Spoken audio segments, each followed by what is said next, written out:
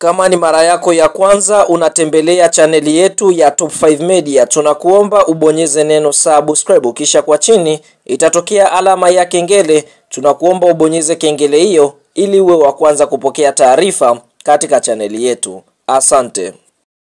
Mchezo mkubwa wa ligi kusoka Tanzania bara almaarufu kama NBC Premier League ambao tumetoka kuutazama siku ya leo kutokea katika uwanja wa Sokoine uliopo mkoani Mbeya ni mtanange ambao umekutanisha klabu ya soka ya Tanzania Prisons wakiwa wenyeji dhidi ya kikosi cha timu ya soka ya Yanga Sports Club ama timu ya wananchi, mchezo ambao umeweza kumalizika kwa klabu ya soka ya Yanga Sports Club ama timu ya wananchi kuweza kufanikiwa kuibuka na ushindi wa mabao 5-0. Kabla ya kuendelea mbali, kama ni mwananchi, kama ni mshabiki wa klabu ya soka Yanga, umeweza kufurahishwa na ushindi ambao Yanga wameweza kuupata mbele ya Tanzania Prisons, like video yetu ili tuende sawa. Fahamu katika kipindi cha kwanza klabu ya soka Yanga Sports Club walikuwa aggressive, yani tusema aggressive kwamba walikuwa kwenye usahihi mzuri kwa kuweza kuscore magoli dhidi ya kikosi cha timu ya soka ya Tanzania Prisons. Tunashuhudia katika kipindi cha kwanza dakika ya 32 kupitia kwa pasi safi iliyopigwa na Israel Patrick Mwenda, basi Mudathiri ya haya basi akaweza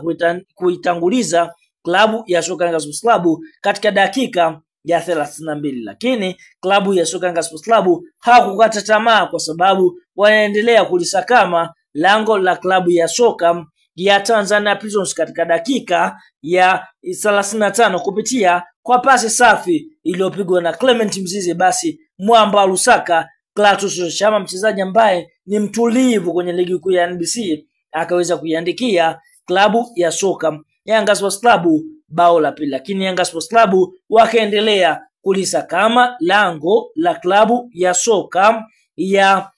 Tanzania Prisons katika dakika ya 30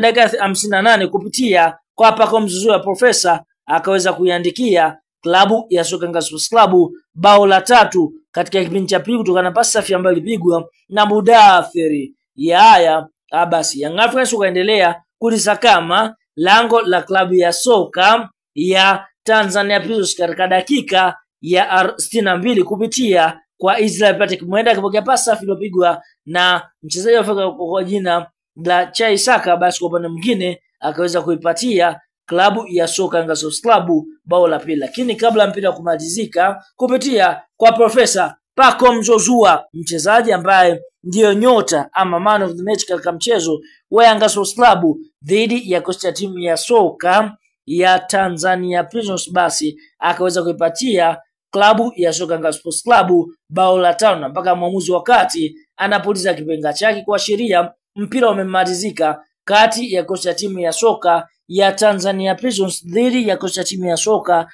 Yanga Sports Club. Basi Yanga wameweza kufanikiwa kuibuka na ushindi wa mabao 5-0 dhidi ya kocha timu ya soka ya Tanzania Prisons ama wajelajela kutokea mkoani Mbeya katika mchezo ambao umeweza kuchezwa katika mchezo wa Sokoine pale Mbeya katika uwanja ambao ni mkubwa kweli kweli kuliko viwanja vyote pale mkoani Mbeya.